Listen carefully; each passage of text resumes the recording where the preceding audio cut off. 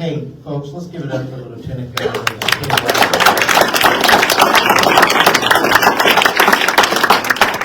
tough act to follow, and I want to get to the Q&A as quickly as we can. We got a lot of folks out here that would like to talk, I'm sure, and would like to ask us questions, and we're really ready to answer those questions. We'd like to do that, and I want to get Chris up here, the chairman of corporations, which had a great deal to do with all of that stuff you just heard from the Secretary of State. I did work on that House Bill 156, which eventually became what we know as the SAVE Act here in Wyoming, and it was a real honor to do it. I think Chuck and I worked together, meeting about weekly for over a year, and I don't know who grew tired of who first, but we managed to make it through. We really worked through that bill. It actually started out as two different bills, and that ended up getting combined over the Senate, but a lot of work went into it, a lot of chewing our nails, worried about what might happen at the next stage, but we got it through. Even though we had to wait 15 days at the end for the governor, that was a little hard on my heart, but we made it. And that's the first state in the nation to pass the SAVE Act. And folks, I can't add to what Chuck said as far as why this is important, but it is.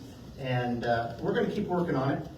We have some great things that we're working on during the interim, and I'm going to get to those in just a second. But I want to take just a moment and just celebrate the wins that we had. Chuck talked about a lot of those that were in his priorities, and of course, our number one priority in that 5 and dime was the SAVE Act, that proof of citizenship and proof of residency. And the reason it was number one in ours was because we did a poll, and you can access that poll on our website, WyomingFreedomCaucus.com. And that poll told us what the people of Wyoming were really looking for. And of course, we knew that also when we being told that's a lie that it's on our website or something that we did poll you all, but we did poll people. And we also went to door, and we had town halls just like this, which made it pretty clear what people really want in the state of Wyoming. And election security is at the top. So that was our number one bill. We also wanted to help as much as we could in the state with border security. That was a huge issue for the people of Wyoming. And so we managed to do that. On the election integrity issue, we passed 14 election integrity bills out of the House.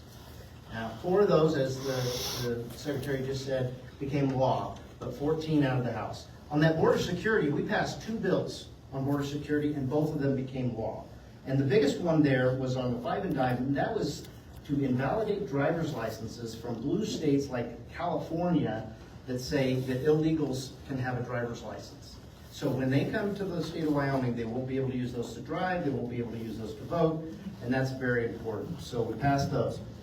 We've passed 5 different anti-woke education bills. 4 of those became law this year. The House passed 3 anti-woke investing bills. 2 of those became law. We passed 4 tax relief and reform bills. 1 of those became law, and hopefully you're starting to see that on your tax bill that you just got, not your bill, but your assessment. Everybody, if you look in the bottom right-hand corner, you should see a significant savings, 25% for everyone. And again, this is the first year that you can get that 50% off if you're a long-term homeowner in the state of Wyoming. We're going to try to continue to extend that so that continues for as far as we can see. We also passed 3 school choice bills. 2 of those became law, and we now have universal school choice in the state of Wyoming. That is a huge, huge thing, folks. And you know, often we talk about how that's great for parents and the children, so they've got options to learn the best way that they can learn. But I'll tell you what, I think it's the best thing for the teachers. And I'll tell you why. Because now the teachers don't have only one place they can go get a job.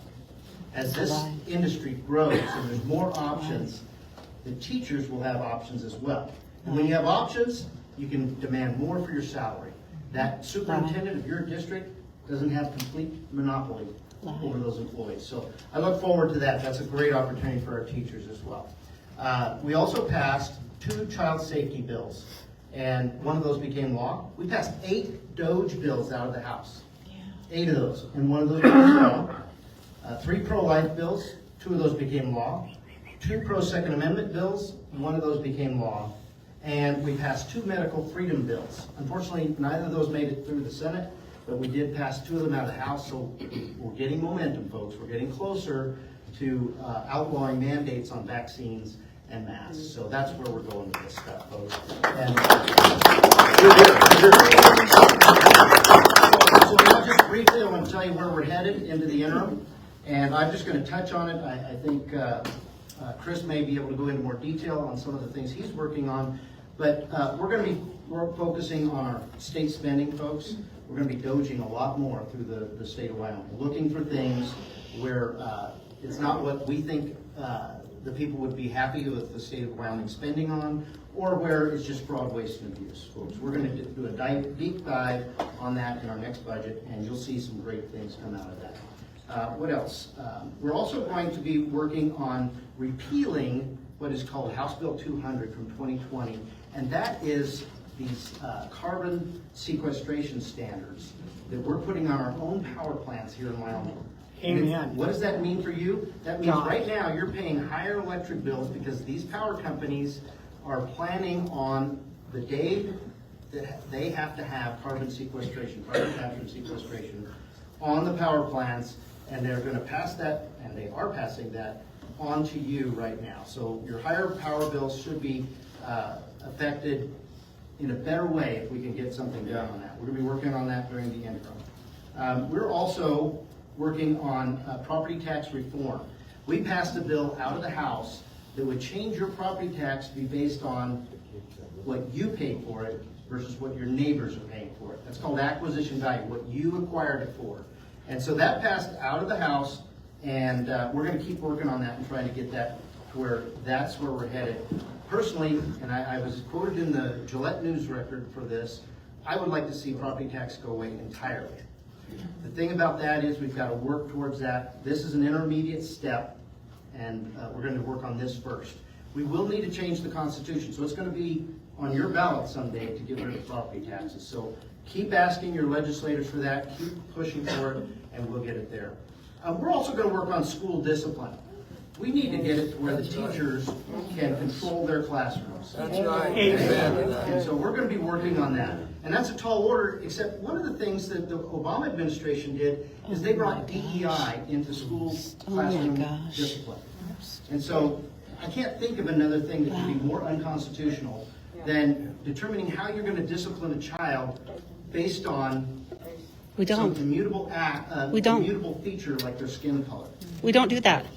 We don't. It's an Obama We don't. initiative. It's a lie. I'm a teacher. It's a lie. We don't do that.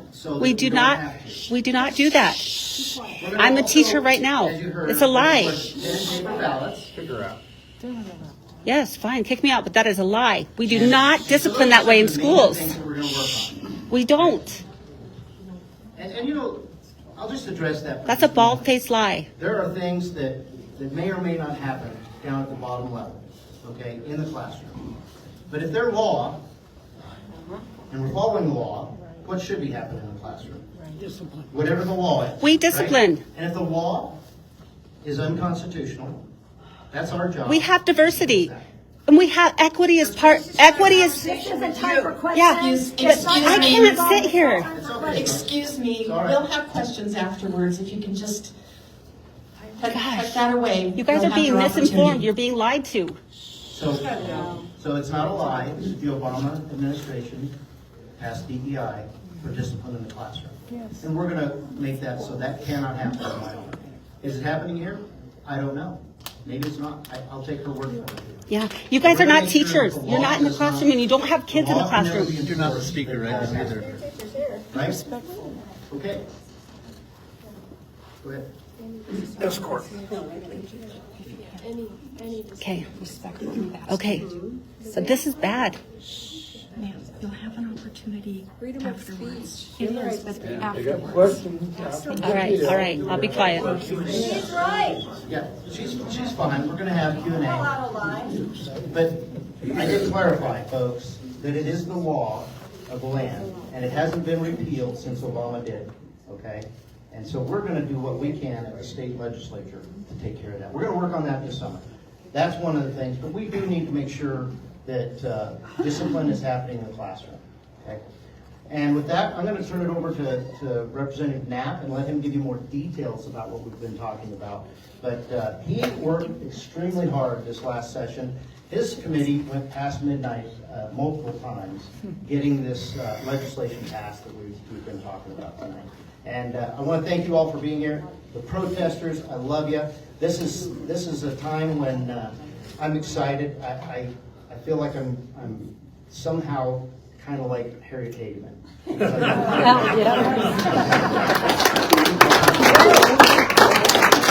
you all very much. Looking forward to the Q&As.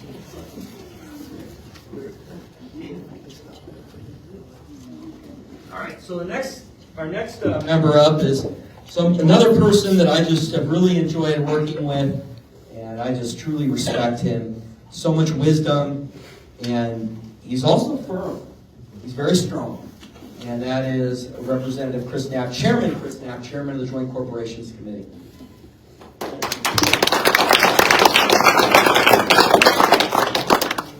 Thank you, everybody. Thank you for inviting us. I'm a little under the weather tonight, so if I do have an answer you don't agree with,